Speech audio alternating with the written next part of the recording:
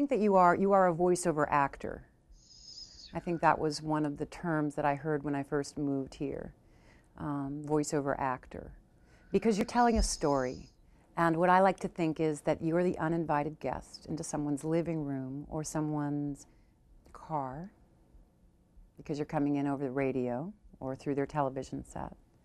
And it's as if you went up and knocked on the door and they let you in, and which chair are you sitting in, but you're just telling them a story.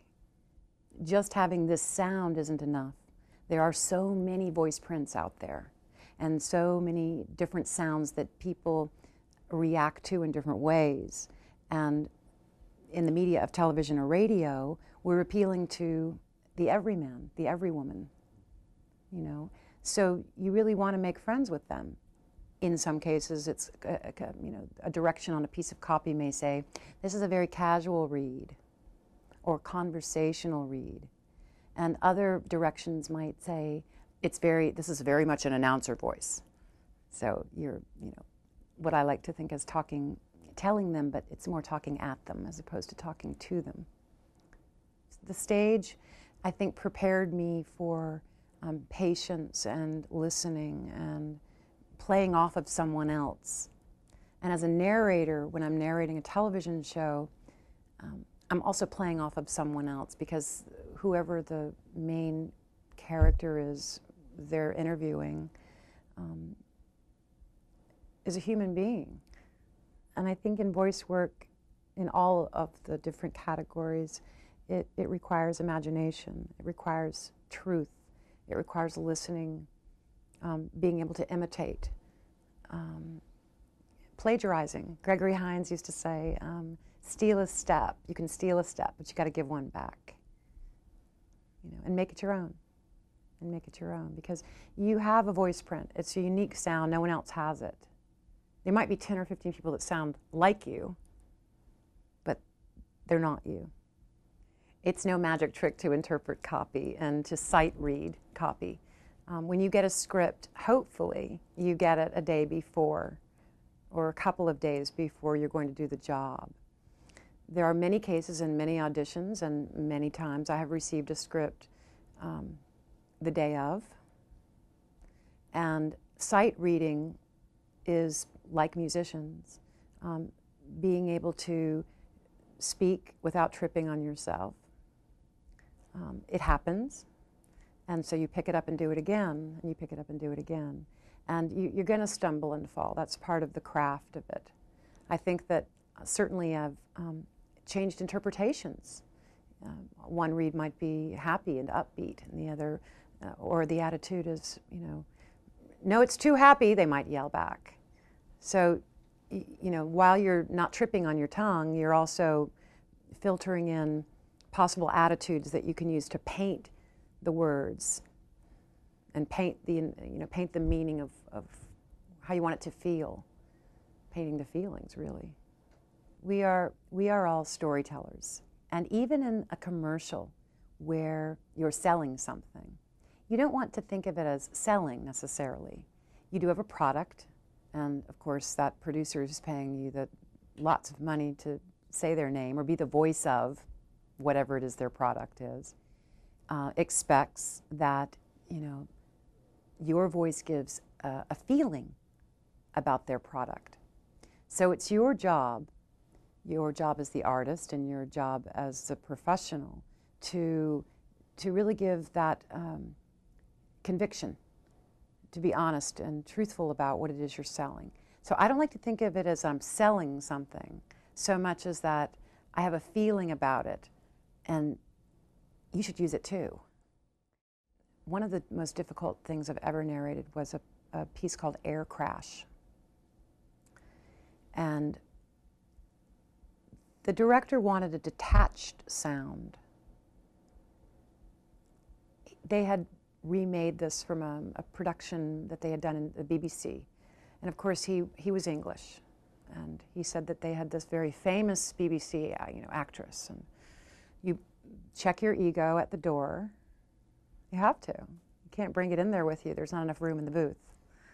And you then begin getting down to business and saying, well, okay, my voice has a lot of warmth in it. and a lot of smile in it. And he said, no smile, no warmth, detached. So I asked him a question. I said, okay, who am I talking to? Who am I telling this story to? And there was a long pause, and he said, it's a good question, I don't know. And I said, well, is it someone I know? Is it a stranger? Oh, it's a stranger, okay. Is it a friendly stranger? Is it someone that wants to hear the story? Well, yes. Is it the victim? Perhaps a family member of one of these people that have been in an air crash? You know, I had to ask him questions so that I could give him what it was he was hoping to hear. And to top it off and make matters even more strenuous, he didn't cast me. The network cast me. So someone in the network heard something they liked and gave the talent to the producer and said, work with her. And we were left to sort of figure it out, you know? Everyone is always working to expand, work on dialects, if dialects is something that you do. I had friends, we took an animation class together. Every Tuesday night, we would choose a restaurant and go to the restaurant and speak in that dialect. So if it was Italian, then it was Italian night, and Russian Sonia came. And, you know, if it was Indian food, you had to speak the way that an Indian might speak. And, you know, one night it was Chinese food. So you know, you go in and you listen. And I think a great part of voice work is listening.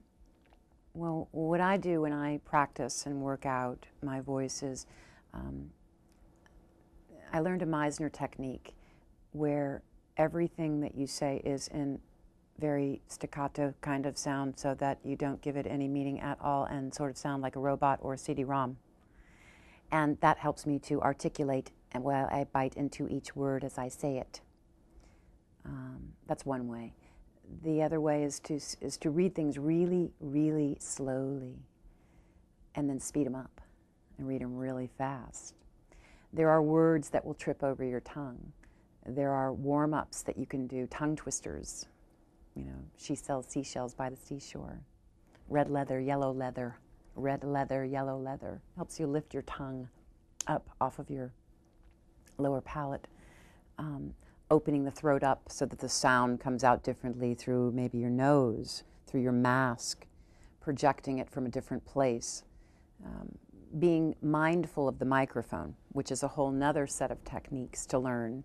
Are you directly speaking, you know, into the sweet spot of the microphone? Is it off? Are you off mic a little bit and the sound is traveling? You know, there's lots of different things that I think you can do to be the best you can be. Using your body as a voiceover artist is so important, and it's also something you have to be careful of. I wholly and highly recommend lots of facial expressions, and I have a very animated face, so I really throw myself into it. But you have to be careful of your hands because you don't want to bump the microphone or bump the music stand. Now with my breath, I usually stand up to work. I prefer it so I can get the maximum amount of air in order to project the sound. I think that breathing exercises are great. I think you can swim, run, meditate, breathe, breathing through your nose, breathing through your mouth. We don't want to hear necessarily a big breath over a microphone. Lots of times the engineer will have to cut breaths out, or you learn to breathe away from the microphone, taking a breath and then saying what you need to say, so that we don't hear in between each sentence. The business part of it is equally as important. It's called show business. So being a member of the unions is important in order to attain the kind of work that is available. But having an agent is very important. Having a manager is probably a good idea. Someone to make telephone calls for you, if you can afford that. If you're just beginning, and right out of school, you learn to play the telephone, and you learn to read and listen to people's voices on the other end of it. Have you interrupted their lunch? Have you called them when they're too busy to talk to you? Have they received your materials? Is it a good time to even ask them that? And you really have to learn to listen, because at the beginning of your career, you're managing yourself, unless you're a child star or have an uncle in the business who found you a manager. An agent is your connection or link to producers who require a voice for their project, whether that be radio or television, animation, narration, promo, or trailer work. And your agent receives a call from one of those producers with a piece of copy, and he gets hundreds and hundreds of copy per day, and he has a stable of talent with a range like a piano, for everyone from an old woman to a young child, and everything in between. And he goes through that copy and he makes character breakdowns. And then he begins to call his stable of talent. And you hope that, that day he calls you, or the day before he calls you and says, okay, you have a 10 o'clock audition in our house tomorrow. And you're welcome to ask, what's it for?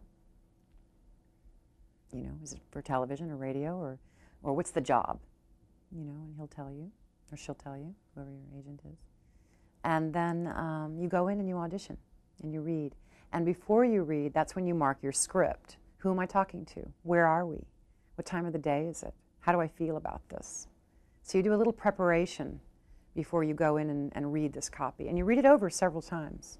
Do you have to have a thick skin to be in this profession? I would say absolutely. But you don't wear it out in public. You want to be as nimble and pliable and moldable and agile as you possibly can, so that you can serve the work. My job, my commitment to being an artist is serving the work. I have to lift those words off the page and give them to someone, whether it be another actor who's reading with me, or whether it be the person listening. So the way I treat auditions is that's part of the work.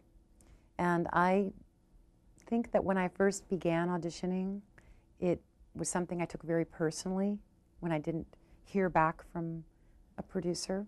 But now I take the work personally in a different direction. And the way I take it personally is, it's my work to audition. You don't get everything you audition for. You couldn't possibly. You're not right for every job. In Los Angeles, for one job, there may be 600 people up for it. There may be, both men and women up for it. If you go directly to a casting director, there might be less, 20, 30.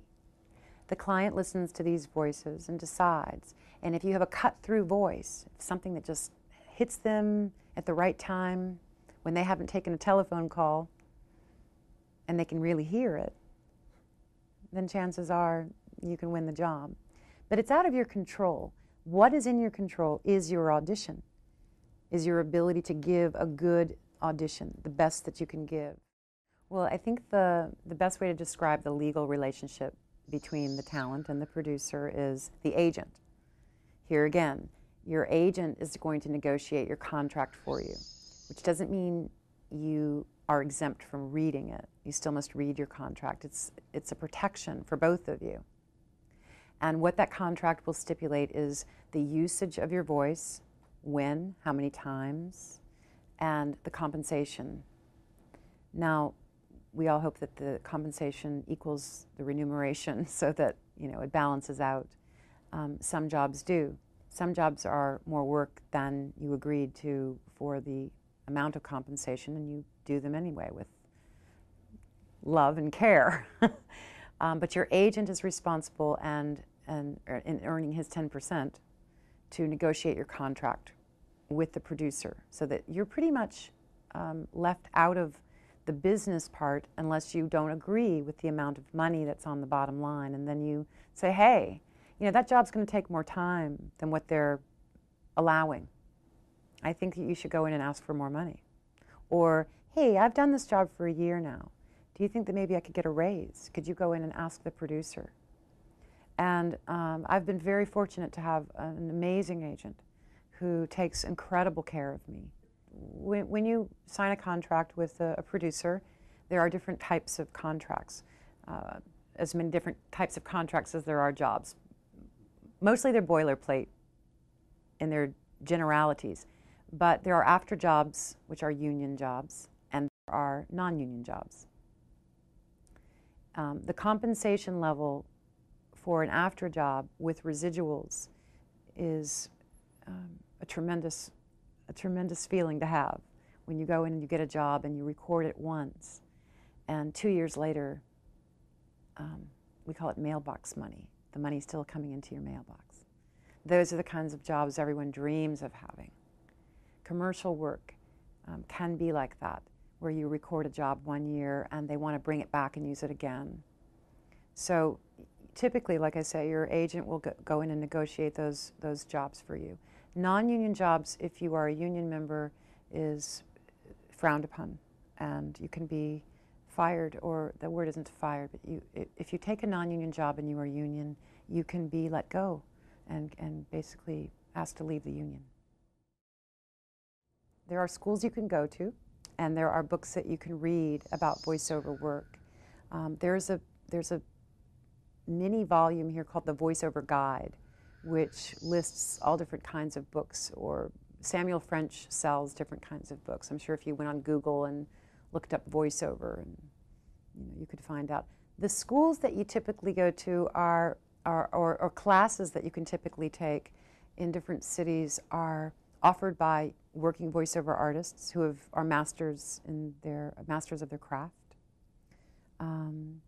Colleges, formally, there's speech and diction, there's speaking in front of a camera, there's public speaking, there's Toastmasters. You know, if you maybe you're just a lawyer and and someone's told you have a great voice, and you just want to take a class from someone who is offering a voiceover class in a community college. That's fine too. If I were to offer any hope for working in the field of voiceover, I would say, ask yourself the questions like, do you love theater? And do you have an imagination? And are you willing to persevere the amount of time that it requires to master your craft? I think that the myth of voiceover, quite frankly, is that anyone with a good voice, and good can be defined in any number of different ways, could be a voiceover artist. Now, I'm not saying that's not true, but the rate of attrition that people come into the field of voiceover is very interesting, because maybe they perhaps scored a job, one job, on their first audition. Well, that's awesome. And then it's another 2 years before they get another one. If they don't have the foundation of the training and the discipline, much like an actor, a musician, an athlete, it's really rigorous, and it can really be devastating if you don't become a well-rounded, well-read human being. So if you want to be a voiceover artist, it's a good idea to take acting classes. It's a great idea to learn recording. It's another great idea to find everything you can possibly find that might be parallel to voiceover work, like reading to the blind, or reading at a nursing home, or reading to children. You know, there's lots of different things that you can put into your diet, your creative diet, to digest, to make the work stronger and richer. But it is a commitment. It's a huge commitment. And the field is growing. There are CD-ROMs now. There are books on tape. There are also a lot of actors who are stars who are doing voiceover, which was not the case 10 years ago. And if you listen to different radio recordings, you can hear the trends and how they've changed. So it's really important to keep up with, you know, the past and the future, and of course living in the present. I think that if you want to be, if you have a dream and you want to be something, that you should follow it and do it, and realize that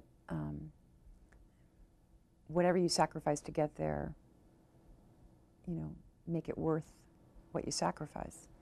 Because any field, I don't care if you're a doctor or a lawyer, or if you make pottery, or if you do voiceover work, if you love it and you have a passion for it, then you're going to give it 110%.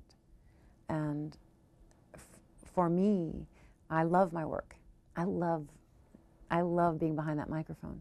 There's this thrill, and even when I'm tired, even when it's tiring, even when the work is tiring me out, it's a good tired. It's a healthy feeling of giving of myself. I know I've said that a couple of times, but that is an actor. That is an actor talking.